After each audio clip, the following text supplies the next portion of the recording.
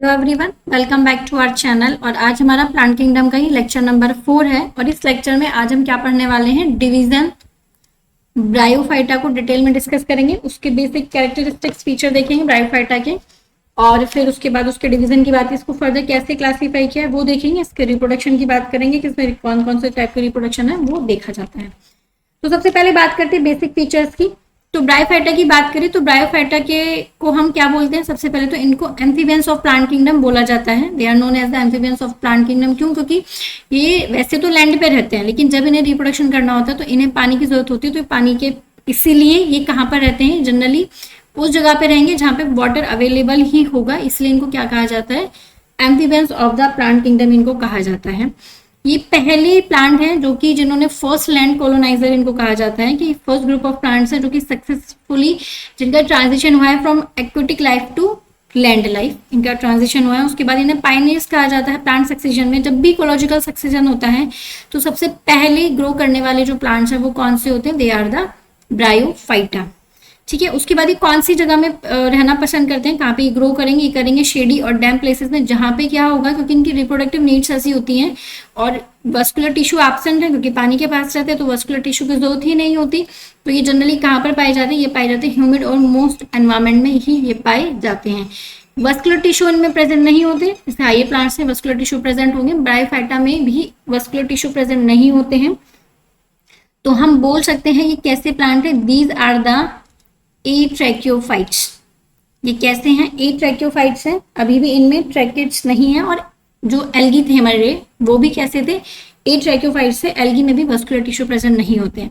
इनकी बॉडी की बात करें तो थैलस लाइक बॉडी होती है, जैसे एल्गी की भी बॉडी थैलस लाइक थी। जो इनकी बॉडी को अगर हम देखेंगे तो हमें क्लियरली ट्रू स्टेम्स की बात करें, ट्रू लीव्स की बात करें, ट्रू रूट्स की बात करें, वो इनमें अभी भी क्या होती है, एब्सेंट होती है। बॉडी कैसी हो सकती है, वो या तो प्रोस्टेट मतलब प्रोस्टेट हो सकती है या फिर इरेक्ट बॉडी हो सकती है। ठीक है, जिसमें ट्रू स्टेम और लीव्स क्या होती है, एब्सेंट होती है। लेकिन इनके पास और रूट्स, ट्रू रूट्स तो एब्सेंट होती हैं, लेकिन रूट लाइक एक स्ट्रक्चर प्रेजेंट होता है। उस स्ट्रक्चर को हम क्या बोलते हैं, राइजोइड्स बोलते हैं।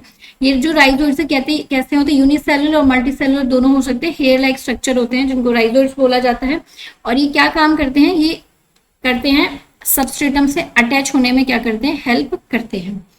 ठीक है, अभी जो राइजोइड्स होते हैं ये रूट्स लाइक स्ट्रक्चर है, ये बात आपको याद रखनी है, क्योंकि लैक ऑफ ट्रू ऑर्गन्स इनमें अभी भी क्या होते हैं, मॉर्फोलॉजिकली अगर हम देखेंगे तो टोटल एब्सेंस होती है। ना तो ट्रू रूट्स प्रेजेंट है, ना ही स्टेम प्रेजेंट है, और ना ही इनमें लीव्स प्रेजेंट होती हैं। उसके साथ साथ ही ये कैसे ऑर्गेनिज होते हैं, ये ए स्पर्मेटोफाइट है। दीज आर द, मैं यहाँ लिख देती हूँ, these are a spermatophyte. A spermatophyte है। और ए स्पर्मेटोफाइट, ए ट्रैकियोफाइट्स का मतलब हमने जो जब हमने प्लांट किंगडम की वो पढ़ी थी टेक्सोनोमी जब हमने कुछ टर्म्स पढ़ी थी उससे रिलेटेड टर्मिनोलॉजी पढ़ी थी, वहां पे हमने समझा था। तो आप उस लेक्चर को देख सकते हैं। अब बात करते हैं इनकी रिप्रोडक्टिव जर्नी की। तो अगर इनके डोमिनेंट फेज की बात करें, डोमिनेंट फेज प्लांट ब्रायोफाइट्स का डोमिनेंट फेज क्या होता है, वो होती है गैमेटोफाइट बॉडी होती है। मेन प्लांट बॉडी ब्रायोफाइट की कैसी होती है, हैप्लॉइड होती है, जो कि गैमेटोफाइट है। और इसको हम क्या बोलते हैं, गैमेटोफाइट बोलते हैं, क्योंकि यही रेस्पॉन्सिबल होती है गैमेट्स को प्रोड्यूस करने में। जैसे सिंपल ऑर्गेनिज्म में जो सेक्स ऑर्गन है, मतलब अनलाइक द सिंपल ऑर्गेनिज्म, जो सिंपल प्लांट्स होते हैं उनमें जो सेक्स ऑर्गन है ब्रायोफाइटा की, वो कैसे कैसे होते हैं, मल्टी सेलुलर स्ट्रक्चर होता है। जो सेक्स ऑर्गन है इनके वो सिंपल नहीं होते, मतलब they are the multicellular structure. जो मेल सेक्स ऑर्गन है उसको हम क्या बोलते हैं, एंथीरेडियम बोलते हैं। फीमेल सेक्स ऑर्गन को हम क्या बोलते हैं, आर्किगोनियम बोलते हैं। मेल सेक्स ऑर्गन जिसका नाम है एंथीरिडियम, ये क्या प्रोड्यूस करता है, ये करता है बाई फ्लैजिलेटेड एंथीरोइड्स प्रोड्यूस करता है, जिसको क्या बोलते हैं, मोटाइल स्पर्म सेल बोलते हैं। और फीमेल सेक्स ऑर्गन जिसका नाम है आर्किगोनियम, ये क्या प्रोड्यूस करता है, ये तो ये फ्लैक्स शेप इसका स्ट्रक्चर होता है। और ये एक सिंगल एग मतलब नॉन मोटाइल क्या प्रोड्यूस करता है, एग सेल प्रोड्यूस करता है, जो कि क्या है, फीमेल सेक्स ऑर्गन है। ठीक है, ये दोनों ही क्या करेंगे, जो एंथीरोड्स है और एंथीरिडियम में ये वाटर में रिलीज होते हैं, उनमें सिनगैमी होगी। सिनगैमी होगी क्या करेंगे, जाइगोट का फॉर्मेशन करेंगे, जो कि अगेन क्या है, टू एन बॉडी है। ठीक है, तो ये चीजें हैं जो हमें किसके बारे में है, याद रखनी है। अब बात करते हैं life cycle of the bryophyta की, कि ब्रायोफाइटा की लाइफ साइकिल किस तरीके से होती है। ब्रायोफाइटा की लाइफ साइकिल में जो डोमिनेंट फेज होता है वो क्या होता है, वो हमारा गैमेटोफाइट होता है। गैमेटोफाइट एक नॉन वस्कुलर है, डोमिनेंट फेज है। नॉन वस्कुलर होता है। और ये थैलोइड शेप हो सकता है, किसमें होता है, लिवर वॉइड्स में थैलोइड होता है। ये इरेक्ट शेप हो सकता है, किसमें होता है, मोसिस में होता है। उसके अलावा rhizoid root like structure present होते हैं, जो कि अगर हम बात करें लिवर वोट्स में वो कैसे होंगे, अनब्रांच्ड होंगे और यूनिसेलुलर होंगे, जबकि मोसिस में वो कैसे होंगे, मल्टी सेलुलर और ब्रांच्ड होंगे। ये दो ही टाइप्स होते हैं ब्रायोफाइटा के, जिनको लिवर वोट्स और मोसिस कहते हैं। यही हमें डिटेल में पढ़ने हैं। तो अब इसकी लाइफ साइकिल कैसे काम करती है, ये है देखो, ये रही, इन्होंने गैमेटोफाइट ने क्या बनाई, एंथीरिडियम बनाया जो मेल सेक्स ऑर्गन है, फीमेल सेक्स ऑर्गन बनाया आर्किगोनियम। इससे क्या बना, फीमेल गैमेट, मेल गैमेट बना एंथीरिडॉइड्स, और फीमेल गैमेट बना एग।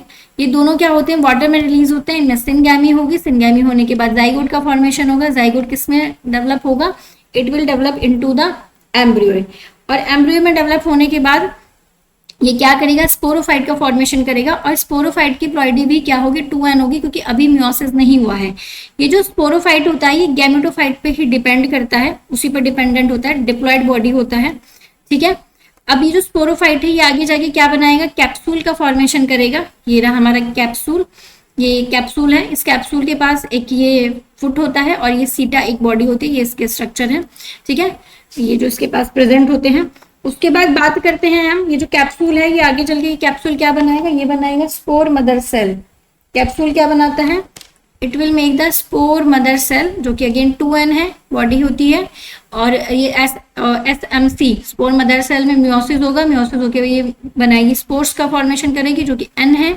और ये जर्मिनेट होकर क्या बना देंगे वापस से, it will make the gametophyte. तो ये थी लाइफ साइकिल ऑफ ब्रायोफाइट। और अगर आप इसको ध्यान से देखो तो इसमें दो फेज चल रहे हैं, एक चल रहा है हैप्लॉइड फेज और एक चल रहा है हमारा कैसा, डिप्लॉइड फेज। देखो जरा ध्यान से, लेट मी एक बार इसको इस तरीके से बनाती हूँ, दिखाती हूँ आपको कि अगर हम यहाँ से देखें, ये है ना, ये रहा, ये वाला यहाँ से ना, ये वाला स्ट्रक्चर जो ये है, ये कैसी वाली साइकिल है, ये है हैप्लॉन्टिक, ठीक है।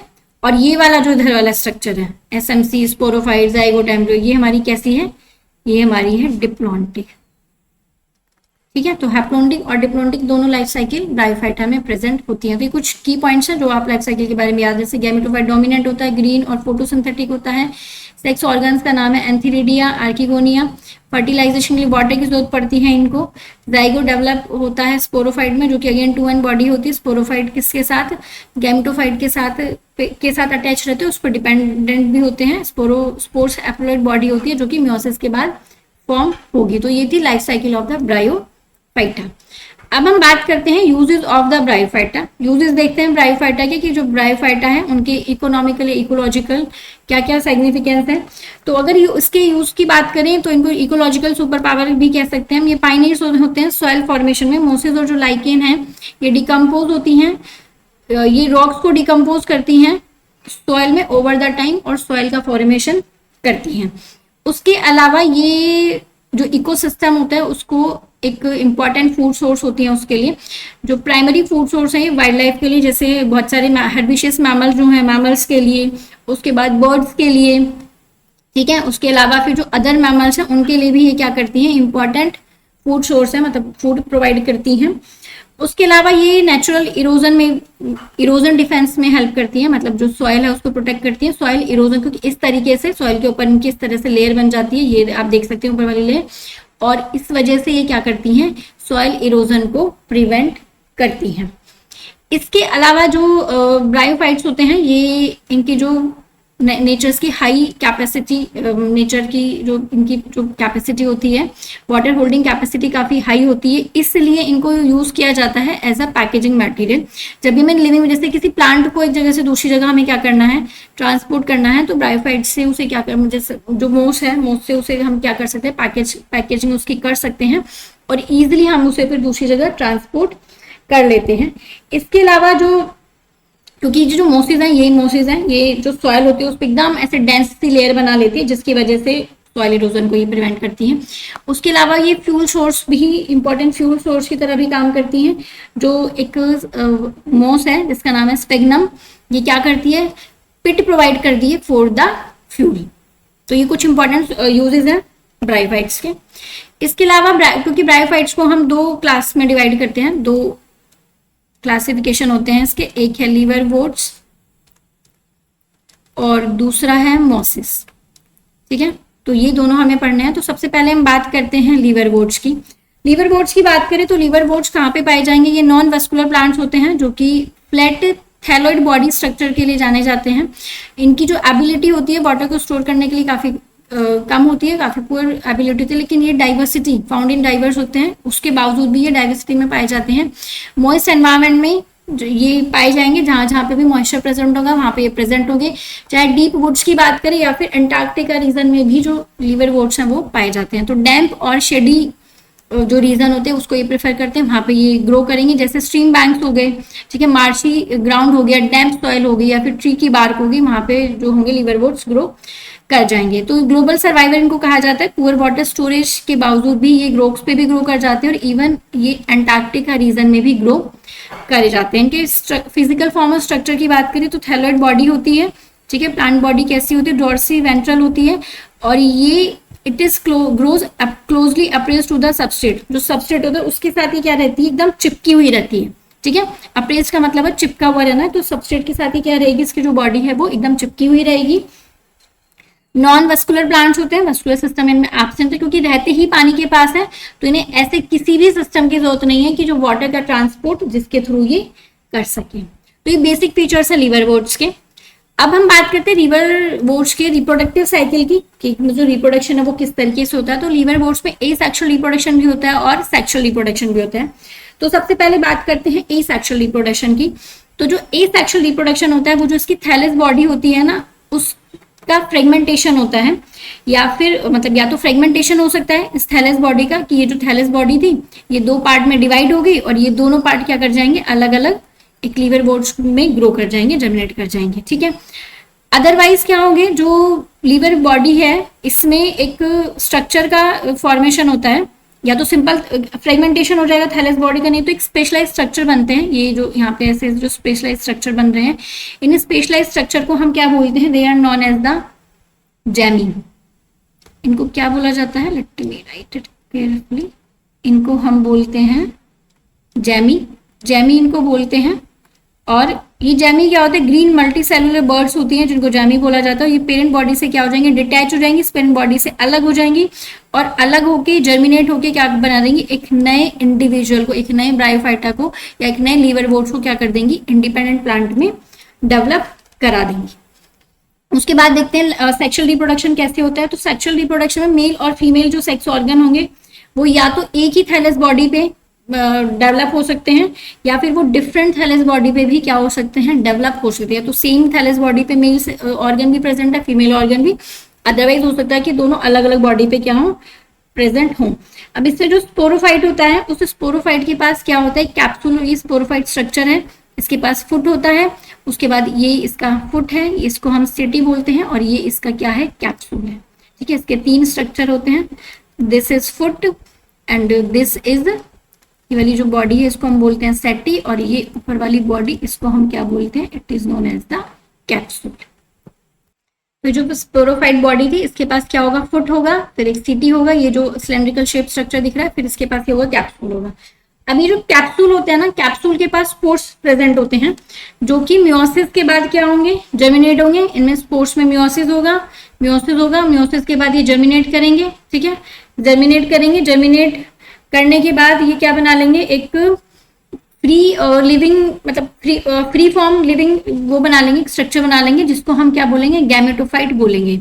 ये क्या बनाएंगे? मियोसिस जर्मिनेट होंगे, स्पोर्स में स्पोर्स बने, स्पोर्स बनने के बाद ये क्या होंगे? स्पोर्स में मियोसिस होगा, मियोसिस होने के बाद वो जर्मिनेट करेंगे स्पोर्स, ठीक है। और ये बना लेंगे एक फ्री लिविंग ऑर्गन बॉडी, मतलब स्ट्रक्चर बनाएंगे, जिसको हम क्या बोलेंगे? गैमेटोफाइट बोलेंगे। और जो स्पोर्स है वो याद रखना है, ये कहाँ पर बनते हैं? Spores formed inside the capsule. इस कैप्सूल के अंदर ही स्पोर्स का क्या होता है? फॉर्मेशन होता है। तो ये फिर वापस से इसी तरीके से जो इसकी लाइफ साइकिल है वो चलती रहेगी। तो सेक्सुअल और एसेक्सुअल दोनों तरह के रिप्रोडक्शन होते हैं। जबकि जो स्पोरोफाइट है वो it is not a free living, वो फ्री लिविंग नहीं होती है। जबकि जो गैमेटोफाइट है वो कैसी बॉडी है? It is a free living structure present in the liverworts. ये एग्जाम्पल है जो हम डायग्राम है जो कि एनसीईआरटी की बुक में दिया हुआ है। ये आप देख सकते हैं, ये हमारा क्या है, फीमेल सेक्स बॉडी प्रेजेंट है, ठीक है। ये रही हमारी फीमेल सेक्स बॉडी और ये हमारी मेल सेक्स बॉडी है, ठीक है। ये हेयर लाइक स्ट्रक्चर है जिनको हम राइजोइड्स बोलते हैं, जो रूट्स जैसे दिखाई देते हैं। और ये हमारा किसका एग्जाम्पल है, लीवर वोर्ड्स का ही की पिक्चर है जो कि एनसीईआरटी में आपको दी हुई है। अब नेक्स्ट बात करते हैं मोसिस की, ठीक है। मोसिस की बात करें तो सबसे पहले मोसिस कहाँ पे प्रेजेंट होंगे, मोसिस प्रेजेंट होंगे हमारे डैम्प और शेडी रीजन में, मोसिस प्लेसेस में मोसिस प्रेजेंट होंगे। इनकी अगर प्रीडोमिनेंट स्टेज की बात करें ऑफ द लाइफ साइकिल, वो क्या होती है, वो होती है गैमेटोफाइट। गैमेटोफाइट होती है। गैमेटोफाइट 2 स्टेजेस में प्रेजेंट होती है। इसकी 2 स्टेजेस होती है। पहली स्टेज होती है जिसको हम क्या बोलते हैं, प्रोटोनिमा बोलते हैं। दूसरी स्टेज को हम बोलते हैं लीफी स्टेज। तो सबसे पहले बात करते हैं फर्स्ट स्टेज प्रोटोनिमा की।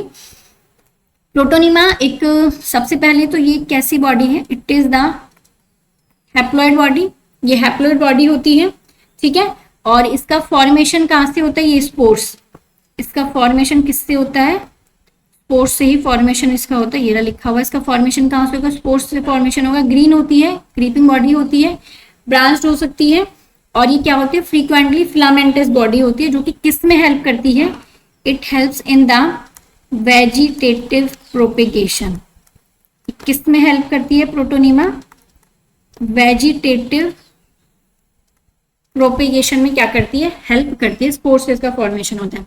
सेकेंड स्टेज होती है जिसको हम लीफी स्टेज ही बोलते हैं। ये की जो सेकेंडरी प्रोटोनिमा बनती है उसी से it forms from the secondary protonema, जिसको हम क्या बोलते हैं, लेटरल बड बोलते हैं। इसकी जो लीव्स होती हैं वो अपराइट होती हैं, स्लेंडर हो सकती हैं, स्पाइरली अरेंज हो सकती हैं, ये आपको दिख रहा है।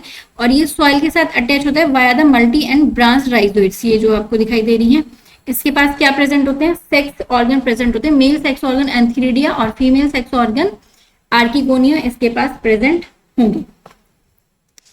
अब बात करते हैं रिप्रोडक्शन इन मोसिस की। मोसिस में रिप्रोडक्शन कैसे होता है, तो मोसिस में रिप्रोडक्शन होता है, वेजिटेटिव रिप्रोडक्शन हो सकता है जो कि फ्रेगमेंटेशन के थ्रू होता है, बडिंग के थ्रू भी हो सकता है। सेकेंडरी प्रोटोनिमा में बडिंग के थ्रू भी इनमें वेजिटेटिव रिप्रोडक्शन होता है। उसके अलावा इनमें सेक्सुअल रिप्रोडक्शन होगा, जो सेक्स ऑर्गन होंगे एंथीरिडिया और आर्किगोनिया वो प्रोड्यूस होंगे at the apex of the leafy shoot पे प्रोड्यूस होंगे। ये मेल ऑर्गन हो गया, ये फीमेल ऑर्गन हो गया। इनमें फर्टिलाइजेशन होगा, जाइगोट बनेगा। जाइगोट किस में डेवलप होगा, it will develop into the sporophyte. Sporophyte में डेवलप होगा, ठीक है। तो ये रहा हमारा स्पोर है, उससे क्या बनेगा, प्रोटोनिमा बनेगा। इससे गैमेटोफाइट बनेंगे, मेल और फीमेल। उसमें फर्टिलाइजेशन होगा, जाइगोट बनाएंगे। और जाइगोट हमारा किस में डेवलप होगा, it will develop into the sporophyte. उसमें मियोसिस होगा, मियोसिस क्या बनाएंगे, स्पोर्स बनाएंगे। And spores will again further develop into the protonema. तो इस तरीके से जो इनकी लाइफ साइकिल है वो चलती रहती है। हैप्लॉन्टिक लाइफ साइकिल इनकी होती है, ठीक है। ये हमारा स्पोरोफाइट की ये स्पोरोफाइट है, ठीक है।